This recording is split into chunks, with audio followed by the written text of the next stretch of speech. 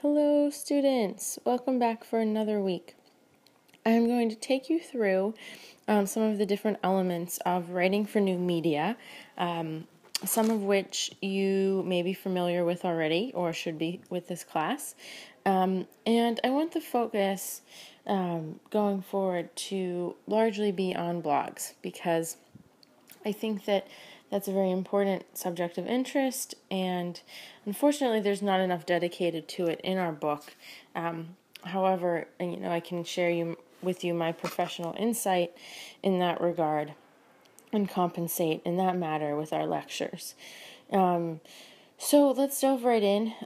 Chapter 8, Writing for New Media, kind of giving a glance over of some of the larger points in the text. So it talks about, the forming of the internet and when it came to be, and that the term blog is known as a combination from the terms weblogs, thus comprising blog. The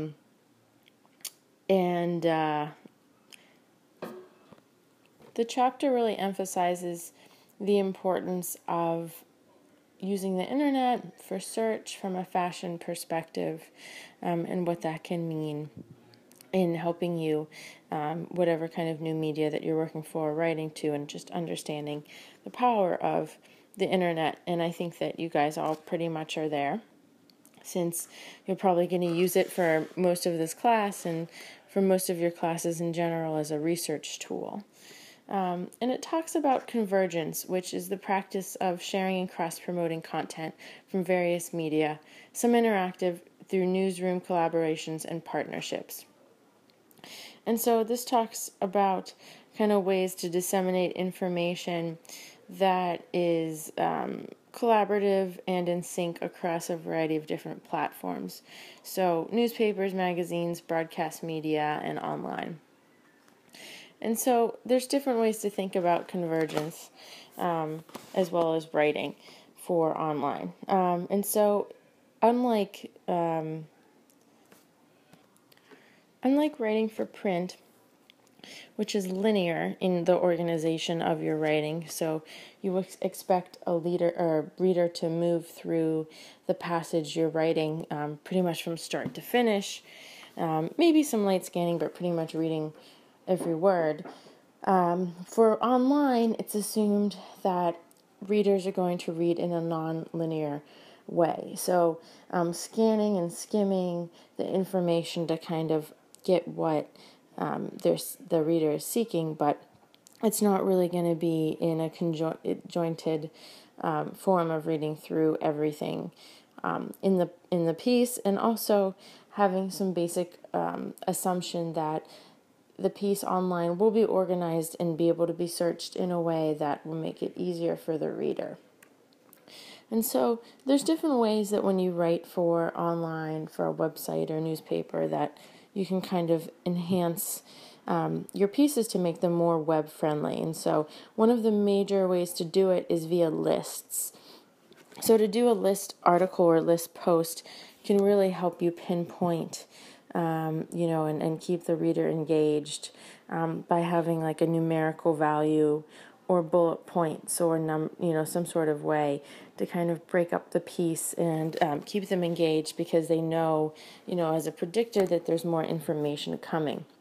So that's one popular way, to kind of keep in a nonlinear fashion to keep readers continually engaged online. It also mentions that the websites themselves are strewn together, kind of arranged in a organizational chart. So within a website, I think that as time moves on, we see that different patterns and trends of enticement of the visual and kind of the alignment of text and where to find it and how to search it. Without really even thinking about it, you'll go to, a news website or, your favorite blog, and you will know or assume that you can search by, pages and tabs across the top. You assume that there's going to be a search box, in the top right or top left, You assume that there's going to be some sort of columns and other links. You assume that the most important or most recently published work is going to be closer to the top, or at least for the most part on the home page. So there are certain standard protocols that, within the arrangement of online, the reader assumes, and that it's probably a good guideline to stick to that as well when creating the layout for a site. Speaking of creating layout for a site, it's important to emphasize the visual when you're writing for online. Because we live in such a visual culture that, I know I've mentioned it time and time again, that it's important to have images accompany your text. And so to make sure that print as well as online, that you have space for that, and that they're, a large enough size, that the clarity is good, all that kind of stuff that you would want or assume as a writer or reader.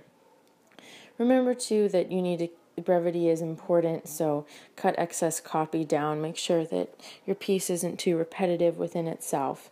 I mentioned before doing list posts, so it's really great to use lists and bullets.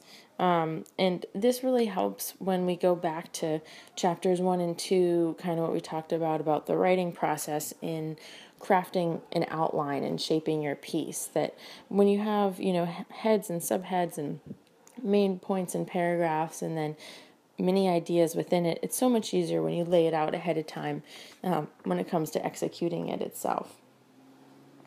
And so with writing for online, you're going to want to really build out the piece as much as possible that makes it an easy experience for your reader. So a few things and can assume are that they're not going to spend as much time reading an article online as they do for a hard copy print publication. And so number 2, they expect to see hyperlinks, links going to other articles in the magazine or, the online magazine or publication that you're at, links going to certain keywords or phrases or things like that to explain them a little more thoroughly.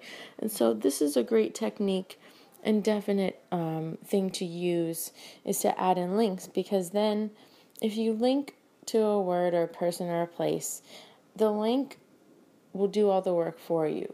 Granted, if you put in the right link, that's another story, but it'll help you by saving on space and words if you have a link going to it somewhere else, so that you don't have to tie up a few sentences with explaining a backstory on Christian Dior after World War II or something like that. You could maybe link to, a reputable source that has an article about that, something like that. So it's an important technique and tool to use. And then also thinking about how you're going to have built out interactivity and how you're going to deal with that. So by that I mean reader comments. Depending on the site, the publication determines the policy on this interactivity. More often than not, articles will have a comment section. And so it's really up to the website how they're going to handle that. If they're going to moderate comments, if they're going to let everything go up, if they're going to have a comment policy somewhere on the site, or if they're not going to allow them at all. But within an article, it's really a great way to encourage engagement with, the readership. And it's also up to the editor or the author if and how often they should respond to comments. If you're writing for a bigger newsworthy, sort of outlet, I would say that it's pretty much expected that you're going to let the comments just do their thing. But if you have a personal blog or something of, like that, it's much smaller, you're the boss running it, then you're going to want to engage with your readers and comment back. Now, I mentioned before, the exception of when people post negative things, it's always a good rule of thumb not to comment in that regard. But otherwise, it's really good to, make sure that they know that you care and are conscientious with your posts and want to engage with them as well. So going on, writing for journalists for newspapers and magazines is addressed, and it's important to think about how you might cater a headline a little bit differently for online. And so you want to get it geared up for maximum SEO, which is search engine optimization. So you want to make sure that the words that you use in your title pertain to the feature itself, but also are words that would easily show up on a search if someone is looking for that particular bit of information. So make sure to compile words that fit within that realm. And the text addresses magazine readership and how magazines can disseminate their information both in print and online. They mention the word shovelware, and they mention magazines shoveling their content from print directly to online without much editing happening. So basically, a mimicry of the print version.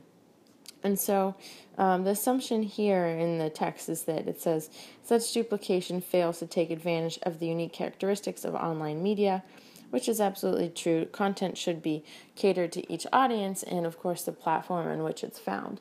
So it's important, to alter it, even if you're going to run something extremely similar to print, that it's not exactly the same. And, it talks about this idea that if the same content is found from print magazines and then found online, that it could be bad for online. But actually what we've seen is an opposite, that it's actually been pretty bad for print with the closure of magazines or shifting to online-only options, because why should people have to pay for a print version when they can just get an online version for free? So that's another thing to contend with and contemplate in the creation of content, that, you want to make sure that it's fair for everybody involved. Continuing on, it talks about that magazines that are published exclusively in cyberspace are called e-zines. To be quite honest, no one really uses the term e-zines anymore. I think that it had a rather amateurish, non-professional kind of slant to it, so no one really wanted to adopt it or use it. And so there are a lot of the term seems to be that's preferred is online magazines, or just magazines, or online publications. But it seems like magazines is still the preferred one, even if it's found online only. That the sites just want to be referred to as magazines. But you'll know because you'll see usually it'll be an initial website, and then it'll go through some sort of third-party software that'll open up and be like pages that you can flip and things that you can click on that hyperlink to, shopping items and pages. And they can look pretty much identical to a regular magazine. There can be professional editorial photo shoots that have been done for this particular magazine, interviews, profile pieces, trend reports, trend features, and everything looks just like it would if it was a printed copy.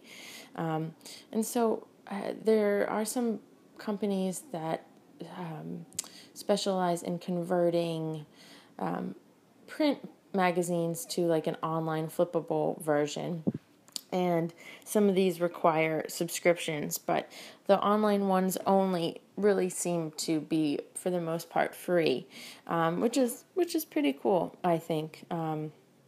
Which leads me to, how do any of these online publications make money if they're freestanding online options?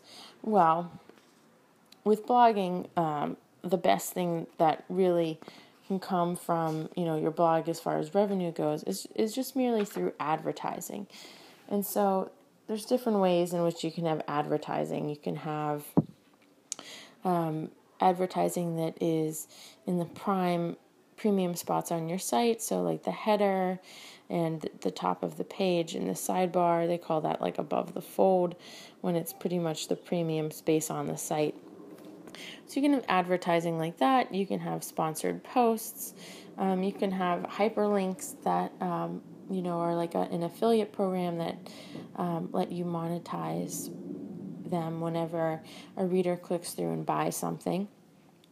So there's various ways that all these things can be monetized, even though there's free content being provided. You're just not getting the money from your readership like you would, for a traditional print magazine or newspaper.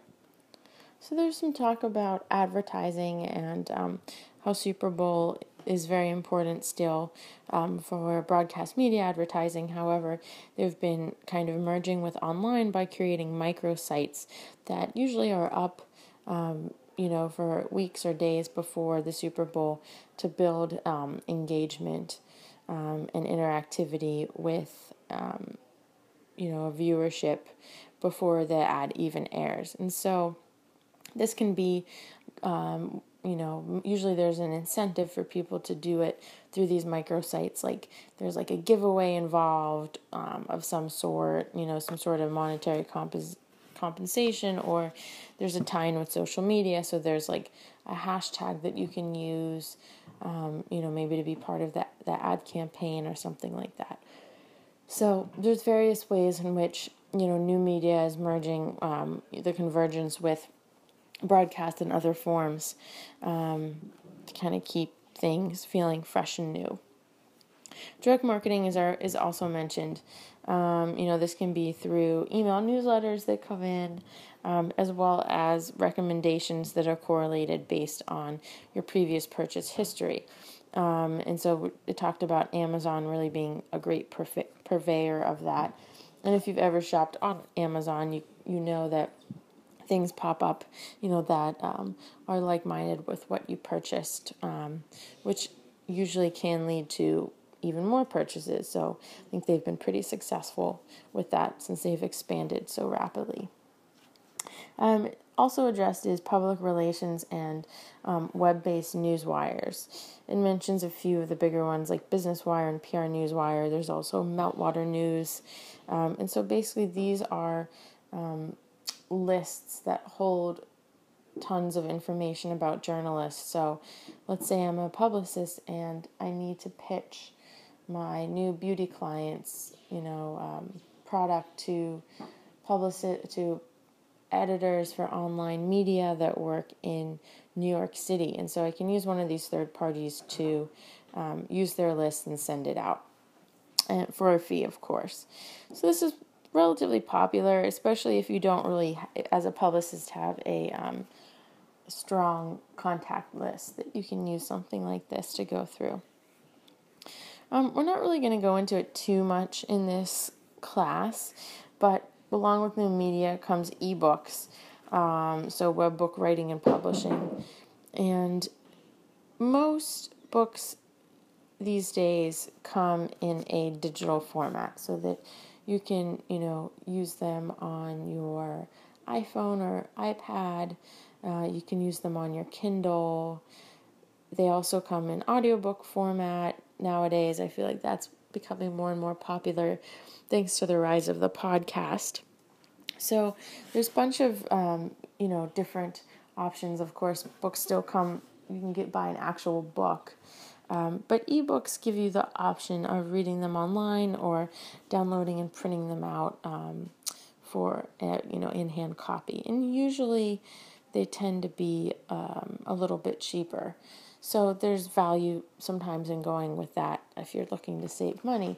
But since this book was written, it really has developed and really exploded as a great source to get published quickly, to sell, and to promote your book. And there's so many different options nowadays with how, you can choose to receive royalties off of your book, as well as where and how to publish it, that it's become a huge industry in itself. And Amazon is one of the more popular options for publishing your book through them. So it's pretty interesting. But again, we're not going to go too much into it in this class. Instead, I want to talk about blog writing.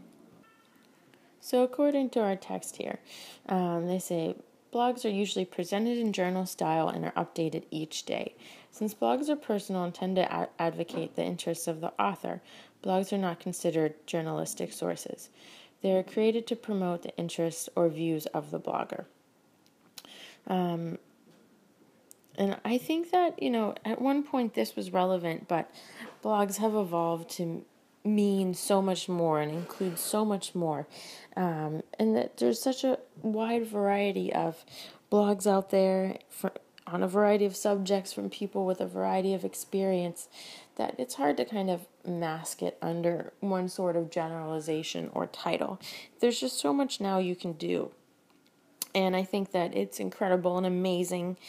And you guys are so lucky that you're coming into things at this point in time.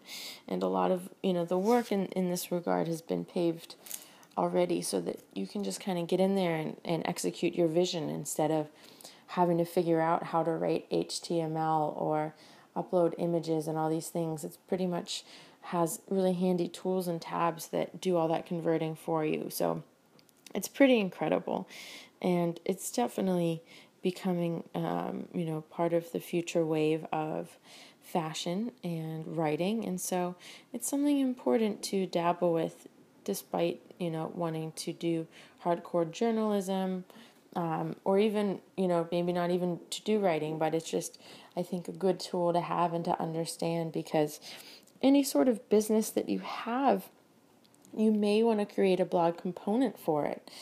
And in order to do that, you want to make sure that it's in the right voice and tone and as on brand as possible, with your brand.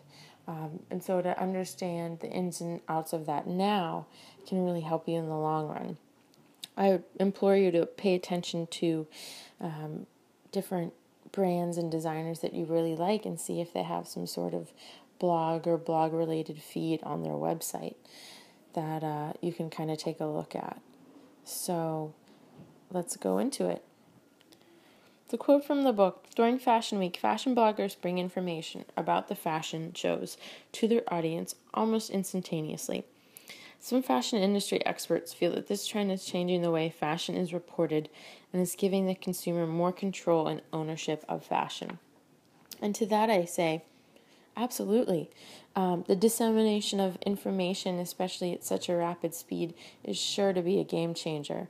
And people aren't necessarily calling them bloggers anymore, but more like online influencers, because blogs can be so different and varied, and some people are really masterful at social media and have a huge following. And so it seems now that people are pushing out Fashion Week related news on social media, at the shows, kind of live as they're happening, opposed to an actual blog. But the two can go quite hand in hand, because the people probably doing these things to a certain extent are bloggers. So, it's, one has kind of developed into the next. So it's being seen more on social media than on actual blogs first. And so it cites that blogs see themselves as independent reviewers who can tell the truth in a world where truth is not always so easy to find. As a self-employed writer, a blogger has more freedom. Bloggers are their own boss. So, yes. This is so true. And some bloggers really ascribe to this, that there are, candidly, very honest. They aren't worried or afraid about, expressing their opinion. And I think that's wonderful, because it is true that you never know if, you're getting an opinion on something and it's masked by advertising or, some sort of sway that might be held over the writer. And so I think the blogs originally did start out like this, and the bigger a blog gets, sometimes the more they get away from this, because they have advertising and contracts and sponsorships and all these things that may give them some bias in an opinion. So it's really a shame. And I think that it's important to try to keep that, kind of original vision as forefront and clear as possible, that readers come to blogs instead of, bigger news outlets, because they do like the personal, they do like the genuine expression and interaction with, another human who does it, very eloquently, or creates a really beautiful visual landscape to go along with it. So I think that it's important to keep in mind that honesty is a good policy in this scenario, and always.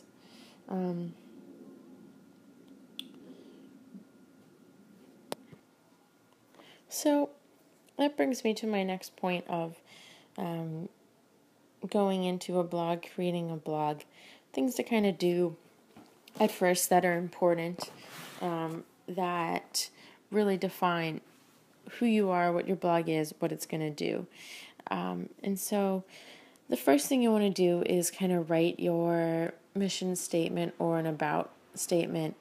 And basically within that, it's your elevator pitch. So that's a really quick capsule of what your blog is about. And it's called an elevator pitch because it's supposed to basically span the time that you could be in an elevator. So it's just a matter of, 20, 30 seconds at most, 100 to 150 words, really. And so things to kind of keep in mind when you're developing your blog and your story to think about as to what you're going to do and how you're going to include these things are the written content, how you're going to promote it and find your readership, what are you going to do about SEO, you always got to keep tabs on that, the search engine optimization, how you're going to network with other bloggers and also with the industry folk that you want to have contacts with. What are you going to do about branding, and what are you going to do about the site design?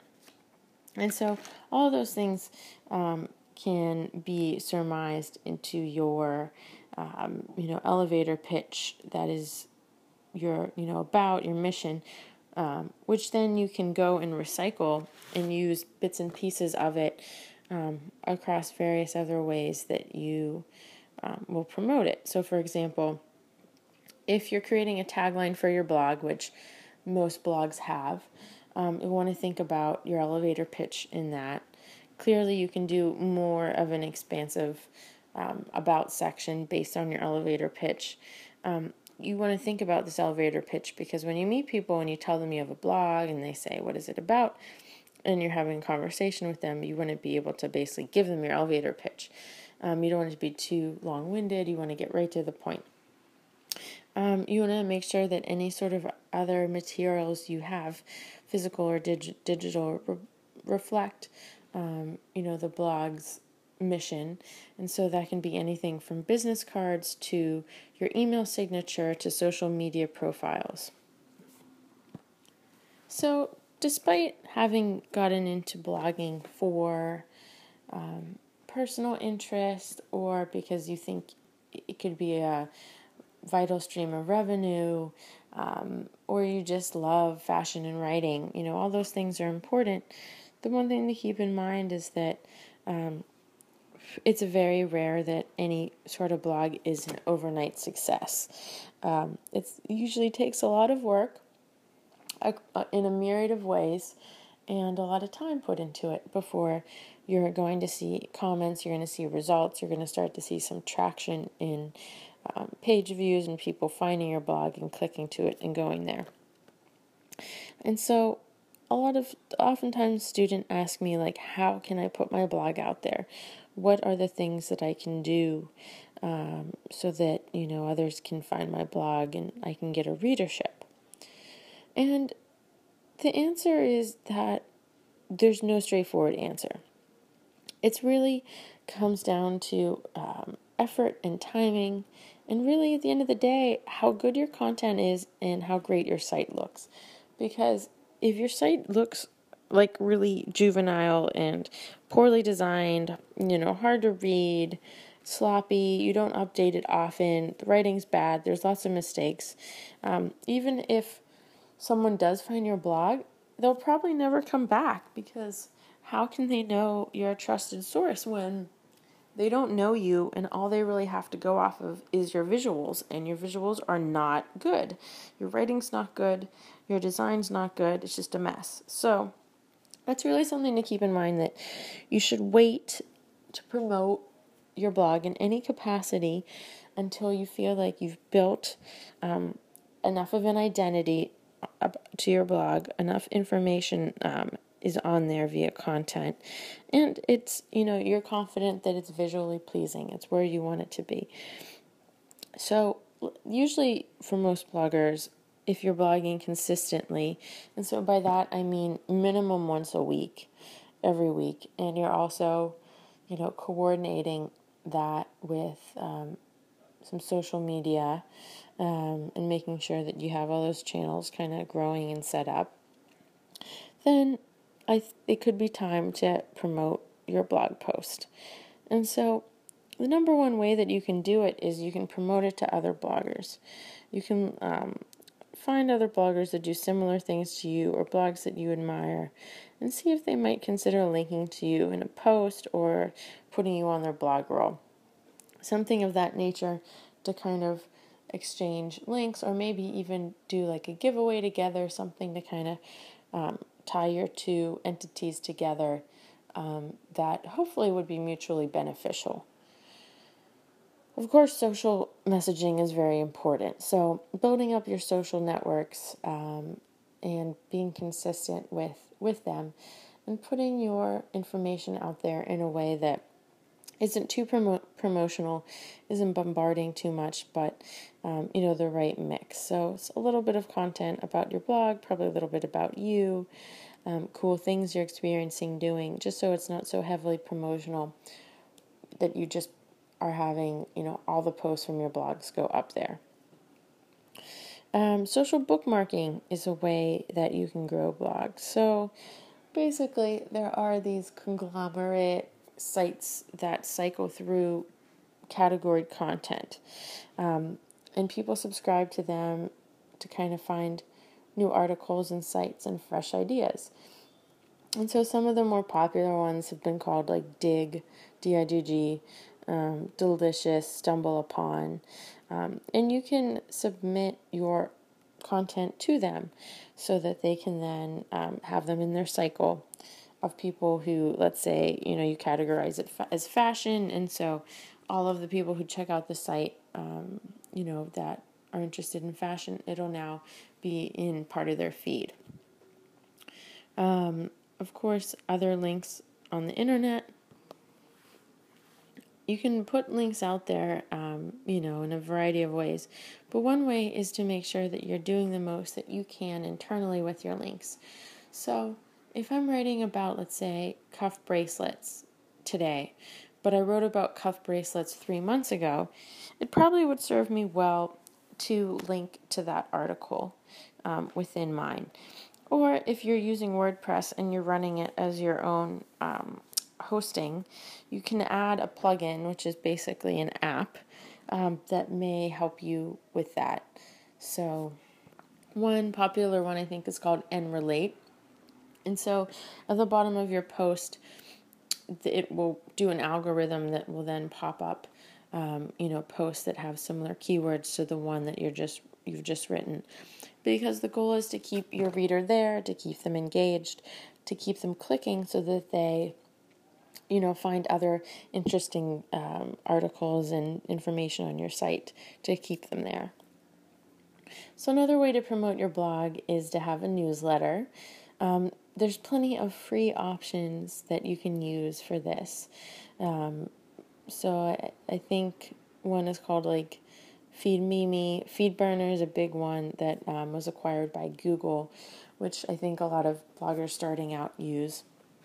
And so you can set the parameters for how the content's laid out, how often it goes out, how much of the content is visible, and how much, will show up so that the reader needs to click on the content to go to your site.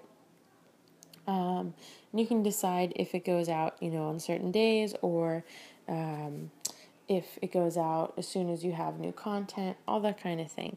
And so readers can sign up to it and they can get a newsletter that goes right into their inbox, or they can have an RSS feed. So an RSS feed, basically, if they have one and sign up for it, it can be like in their kind of menu of their email, so like Yahoo or Google, and whenever they feel like seeing what kind of posts have been popped, into their RSS, they can just go to the RSS link and see all of the places that they've subscribed to newsletters all found in one spot. So it really depends on, the individual, how they like to kind of read things and what is the right balance of, entertainment or distraction. You can also use other sites that are specific for a blogging community that you can deposit your information. So the really big one is Blog11. It kind of operates the same way as an RSS feed. It's a site that you can go to and you can sign up for a bunch of blogs, and tons of blogs do belong to it. And then, it's kind of the same as an RSS feed, just hosted at blog11.com. And other kind of blogging communities that do similar things are Chictopia, which is largely for personal style. Heart IFB is another community-based site, so it's the Independent Fashion Bloggers Network. It's been around for a very long time, and it has any and every article you'd ever want to find or read on blogging. And it also has some community aspects and forums, and does a weekly link roundup called Links a la Mode. And so you can submit one of your posts to Links a la Mode, and if it gets selected to be in the weekly roundup, it really will get a lot of eyeballs on it and people to your blog within the community. So it's a really great source to use. Make sure that you have an email address that correlates with your blog, and within that you have links that go to your blog and to your various social media outlets from there, because if someone doesn't know you and you reach out to them via email, it's probably one of the first things they're going to do to find out more about you. So it's really important that you readily have that information, and that those links work, of course. And of course, last but not least, you could always pay to have your post promoted. So you can do that in various places. You can do it, on Facebook as a campaign. You can work with other third-party sites like Outbrain to do campaigns that you can designate for where in the world they may be popping up on other websites. And so this is another way to get more clicks to your site and kind of grow your readership. But it's always good to avoid spending any extra money, because at the end of the day, you really want to rely on the fact that your content, your site is good enough on its own, that it doesn't need that extra, financial support or push. Sometimes by thinking about and analyzing other blogs can be a great start for your blog. So not necessarily am I saying do copycat their content and their idea, but you can think about, the kind of range that they do, bigger picture ideas, so that you don't forget something important. And also, if you are kind of stumped on how to develop your blog and what to do, you can have a reference for it. So thinking about, reader engagement, look at other blogs and see what styles of posts seem to really connect with readers, what questions are readers maybe asking in the comments, or, what do they really seem to be driven toward in the comments. If you're seeing any complaints, think about that and how that might relate, to the post itself or to the blogger and their niche of their blog or their writing style. Moving on to design, you probably want to think about their design and what's the first impression that you get from that. What have they done well? What have they done poorly on? Is it fairly easy to navigate? What options are they giving to their readers to subscribe? So again, thinking about the newsletter and the RSS feed. And then thinking about monetization, is it clear that they're monetizing their blog and the ways in which they're doing it? And are they clearly associated with some sort of affiliate program? So affiliate program is usually just through links that take you, to a new tab, a new page that has a product on it linked to in the blog. And so that hyperlink that goes there has a stream of tracking in it that sets a cookie on the user's computer usually that can be there for, I'd say, an average of 30 days. So if the reader ends up buying that product or anything from that retailer, let's say Nordstrom is the retailer, the blogger will get a certain percentage of that. And the standard percentage, usually like 7 or 8%, but sometimes it can go up to 10%, and if it's higher than that, that's pretty good. So when looking at other people's blogs, don't ever feel like, you need to compare yourself to them or do too much of a me too. You should always remember to maintain and manage the focus of your blog and keep that clear, as well as to understand what unique, distinct voice or active element that you might bring to your blog. So we're also different. We all have different points of views and perspectives and opinions on things. And I think that there's a lot of beauty, in the variance of that. So don't be afraid to go in that direction, because, someone might never have thought of something the way that you do, and they'll be enlightened to do so and to think of it as such. So don't be afraid to be unique and have a distinct voice in the area, because I think as it becomes easier and easier to have a blog, the market just gets more and more saturated with them, and it does become harder to stand out.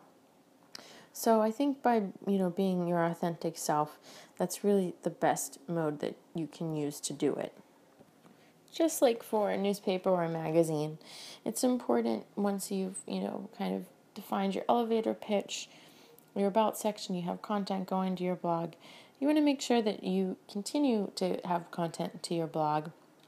And the best way to do it and to kind of have an organized fashion is to set a calendar. So a lot of blogs, especially the more professional ones, have editorial calendars because they have to post certain content by certain dates, and the more frequently one posts, the more organized you have to be. So use an Excel spreadsheet or create a new calendar in Google, something that can help you catalog and plan out your posts. There's also plugins that you can use that can have a calendar feature for you. But just as long as you have it written down, you have it somewhere. It doesn't really matter how you do it. And so you want to make it clear to your reader too, as far as your content goes, when you're doing what and on what day. So for example, if you have a blog that you want to be a mix of personal style, fitness, and beauty, you probably want to let the reader know what days you plan to do beauty stuff, what days you plan to do fitness, and what days you plan to do personal style. Because for some people, they may only want to pay attention to your blog on one of those category days. So it's always helpful to make your organization well known and clear too. And so sometimes branding that by even putting like the day of the week in front of it can be memorable and super helpful. So for example, like maybe you want to have like Fitness Fridays or something like that. So also remember that it's a good idea to keep tabs on the content that you create and you put out into the world. So by setting Google alerts on your blog's name, your name, maybe some of your branded content, things like that, you'll get alerts whenever other people, link to your information or talk about it or something like that, so that you can find that, maybe your information is being shared on the web or you're being quoted somewhere and you didn't even know. So this is an important tool, and also, to make sure that you're utilizing it properly, that you want to have internal search analyzed as well. So you're keeping a record of what is kind of linked to and put out there without your knowing, but also without your knowing, what are people searching internally on your blog, and what are people searching on the web to find you. And so the best way to do this is to set up an account with Google Analytics, which basically spews out some code that you can put into your site so that you can track, all your stats. But most blogs do have a simplified built-in version of this. And so you can take a look at what post got the most clicks, what people searched internally, how many people came to your site, how many, pages they looked at, all this kind of stuff. So this is like information that you have to comprise what the meaning is. And usually it's relatively straightforward. So let's say that your best post is something that was a new mascara that had just come out, and you got the most clicks that you've ever gotten on that feature. That's probably a pretty good indicator that you should continue writing about that particular brand or mascara as a category in general, because the readers that you have to your site really do like it, or the search that came in to your site on that subject was really good. And so think about, look at the piece, look at your headline, think about what you may have constructed to make it straightforward, approachable and easily found piece if someone had searched for it online. So think about, this information and use it.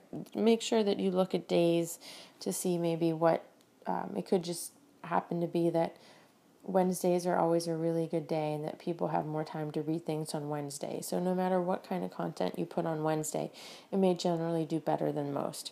So by looking at these kind of statistics frequently starts to help you figure out the patterns and dissect the information so that you can cater it in a way that, makes your content going forward more interesting and approachable and searchable for your readers and future readers. Also, don't forget, once you've built a body of content, to correlate it with other like-minded content from the past. So, for example, let's say, one of your focuses is personal style. You may once in a while want to do a post that links to a bunch of your personal style from the past and have it around a theme. So maybe...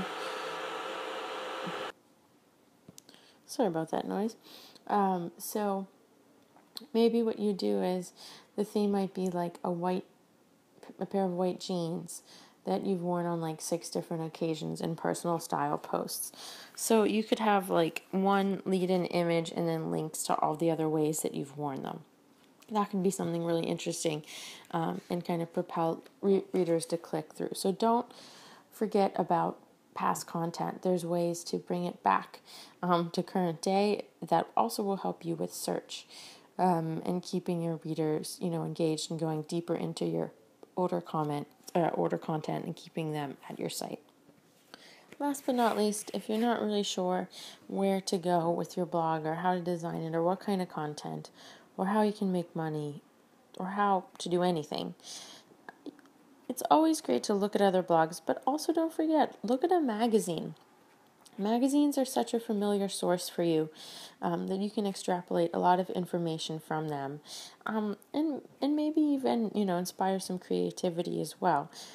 So think about things such as who the magazine's pitching itself at, who's the audience that they're going for, how the article is formatted, looking at headlines, subheadlines, things like that. What colors are they using? How are pictures used and formatted? What makes you kind of stop and pause and read certain headlines or articles? What about it, drew you in? Was it the subject was of personal interest, or the way that it was written was done really well? And just overall think about, what does the magazine do well? What would their elevator pitch be? And how might you alter or improve it? And I think getting in the habit of trying this exercise can't help but have an impact on your own personal projects and how you can kind of cater them to be more personal and fitting for you. And so that's kind of the whole point of a blog, is to make it, a little bit more custom than any other thing out there, so that, it fits the professional you and the voice, the style, the tone of you.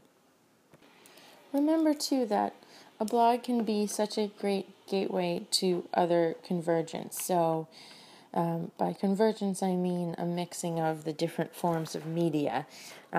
So if you ultimately want to be, an expert for the Today Show or Good Morning America, you can get there by starting out by having a really great killer blog in a particular niche. And so you might be the foremost expert on, let's say, like Swiss watches or something like that, who's a blogger. So you might want to have some media training as well, but you may want to develop your blogging from being, just a fashion blogger to an online personality. Bloggers have crossed into various forms of media who have started out as bloggers. Some have turned into models and got major ad campaigns. Some have written books. Like Leander Medine of Man Repeller. Some have gone on to work for larger publications, and they just started off, at their blogs. So there's a variety of other directions you can go, with having a blog, and they're all just going up. It's just a matter of you executing your vision, having a clear, concise, well put together, well written, well designed blog. And so that's definitely something to consider, that different doors when it comes to fashion can definitely open for you just from, the start of it at a blog. It's important to remember that the story that you craft, the way that you connect and attract with readers, is unique to you and so important in the way that you do it, in the execution and the professionalism of it, and that readers really will begin to look to you as an expert in the field for advice, for styling, for commentary. And so it's important that, you think about the ways that you are an expert already in this or will become an expert through doing this blog. And, what's your story, how you can share it, how you will share it. If you're more of a visual person opposed to the written, and do your homework, look at what others are doing, where it's taken them, and maybe, clearly defining the pathway that they got there through blogging. So I hope that you enjoyed this lecture, and we will be back with more about blogging shortly. See you soon. This is Professor DiNardo signing out.